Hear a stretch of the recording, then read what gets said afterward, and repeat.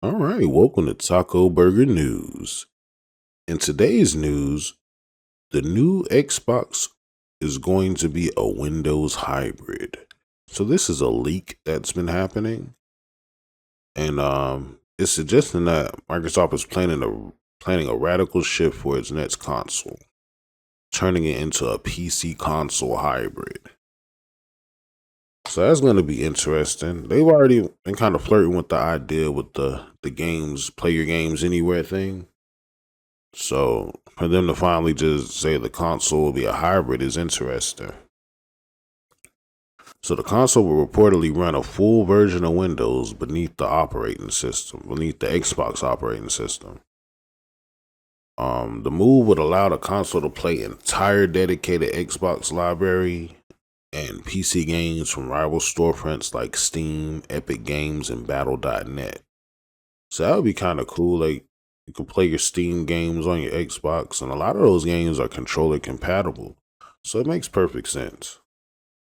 So they say the goal is to provide a seamless console experience with the vast library of a PC.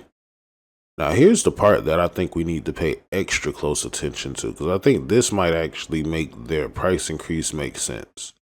Well, not really, I guess, because you're taking one of the things out, well, possibly, but rumors suggest that Microsoft may eliminate the multiplayer paywall for Xbox Live Gold and Game Pass Core for online play to compete with PC gaming. So that's interesting. If they were to get rid of the multiplayer paywall, that would actually put a lot of pressure, which Sony's probably not even really stunned them at this point. But if it was still like a console war situation and they did that, that will put a lot of pressure on Sony.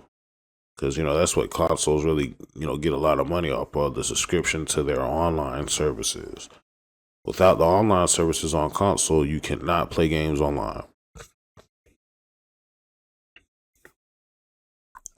So this sophisticated new hardware is rumored to result in a premium price tag. It could cost as much as $800 to $1,200, generating a debate over its affordability. Now, nobody's going to pay $1,200 for a video game console. Just to put it in perspective, you can get a decent PC for under a stack. So why would you pay $1,200 for something that's going to be a bottlenecked PC?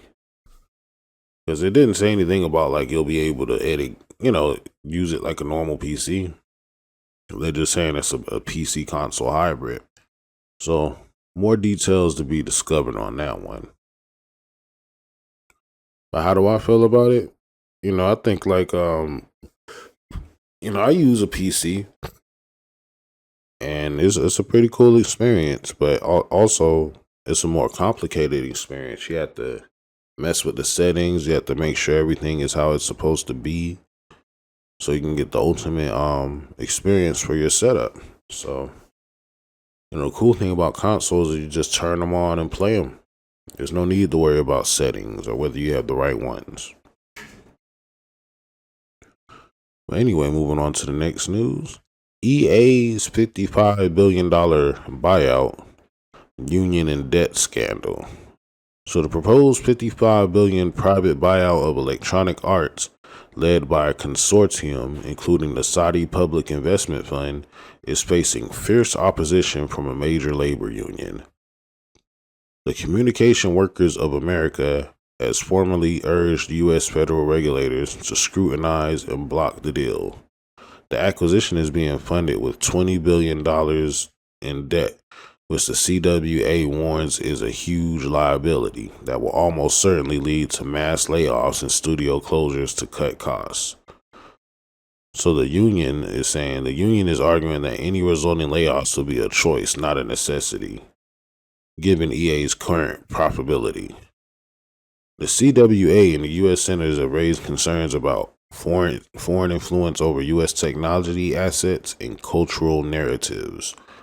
National security risks tied to foreign access to vast amounts of American video game consumers' personal data and AI technology. So that's basically what they have said about that. Hopefully they get the data protected. We don't need our personal data just being exposed to foreign people. So that's something I definitely, because EA is a pretty big company, and no telling what game may come out that they might have like one of those like check here to accept things at the beginning, accept all terms, and tell them what type of terms they're gonna have you accepting. So I wouldn't really do this, even though every country is righteous to get into gaming and so So maybe it should just really be a lot of scrutiny, like they say. I wouldn't block it completely, but I'd definitely try to make sure there's some hard stop rules up in place. Looks like Arc Raiders has had a huge launch week, surging past 200,000 concurrent players on Steam, making it one of the biggest extraction shooter releases of the year. So that's pretty dope. Rockstar Games is facing serious accusations of ruthless union busting after allegedly firing dozens of UK employees who were attempting to form a union. Now that's not right of Rockstar to be doing that. They already make money hand over fist with GTA, and they got a new GTA getting ready to come out. So no, they need to respect the laws and not do nothing shisty, and that's what they did there. So shame on you, Rockstar. The first Pokemon patent application related to monster capturing was rejected by Japanese officials for being too similar to other games, a development that could be leveraged by the legal defense in the ongoing Power War lawsuits.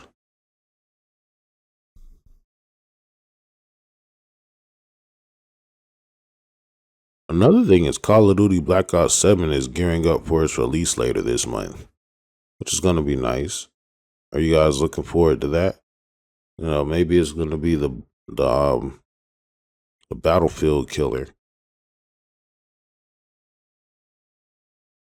But yeah, it's been a rather slow news weekend. I don't know how news goes on the weekend and stuff. I guess not much happens since it is the weekend. That is the news, y'all. And go ahead and get in those comments and let me know how you feel about things. How do you feel about the EA buyout controversy? How do you feel about the EA buyout controversy? Do you feel like we should relax and see how things go, or do you feel like this should be taken very seriously? Have you been playing Arc Raiders? Are you enjoying it? How do you feel about Rockstar Games doing this ruthless union busting? And are you excited for Call of Duty Black Ops 7 coming out on November 14th? I want to hear all of those thoughts in the comments. And thank you for watching Taco Burger News.